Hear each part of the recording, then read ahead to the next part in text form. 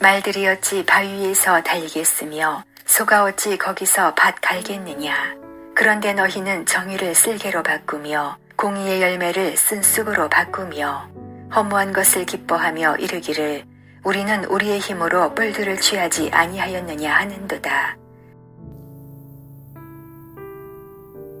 12절 말씀을 보면 말들이 어찌 바위 위에서 달리겠으며 소가 어찌 거기서 밭 갈겠느냐고 기록하고 있습니다. 사랑하는 성도님, 말이 바위 위를 달리는 광경을 상상해 보십시오. 더구나 여기서 바위는 절벽을 의미합니다.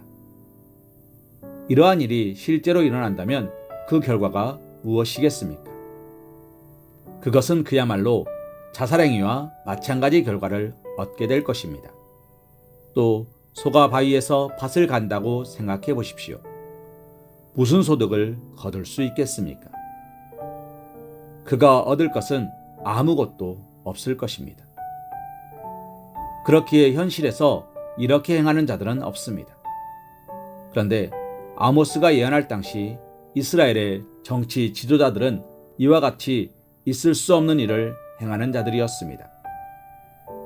13절 말씀을 보면 당시 지도자들은 정의를 쓸개로 바꾸며 공의의 열매를 쓴 쑥으로 바꾸는 자들로 소개되고 있습니다.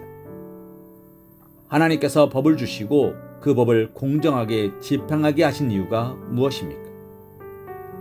그것은 사람들로 사람다운 삶을 살게 하기 위함이며 모든 사람이 조화롭게 살도록 하기 위함이었습니다. 가능한 더 많은 사람들이 행복을 구현하며 삶다운 삶을 살도록 하기 위함이었습니다. 그런데 당시 이스라엘의 지도자들, 권력자들은 자기들이 가진 사법권, 자기들에게 하나님이 위임한 통치권으로 쓸개와 쓴수, 곧 사람들을 고통스럽게 하고 살 수조차 없게 만들었던 것입니다. 그들의 이러한 형태, 곧 정의를 쓸개로 바꾸며 공의의 열매를 쓴 쑥으로 바꾸는 일은 실로 하나님 보시기에 있을 수 없는 일이었습니다. 이를 하나님께서 용납하거나 인정하실까요? 결단코 그렇지 않을 것입니다.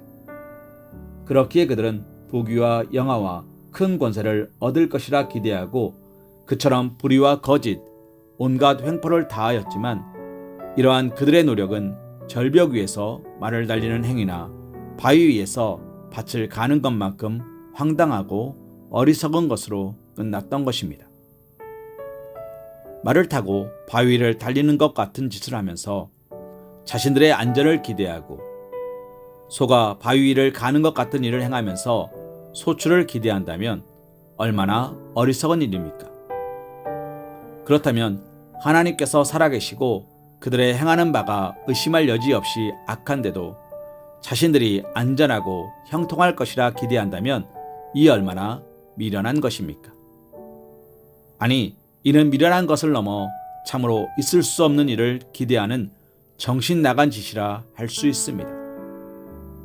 그러나 세상에는 이처럼 있을 수 없는 일을 기대하는 정신 나간 자들이 의외로 많습니다. 그들은 악을 행하면서 선한 결과를 기대합니다.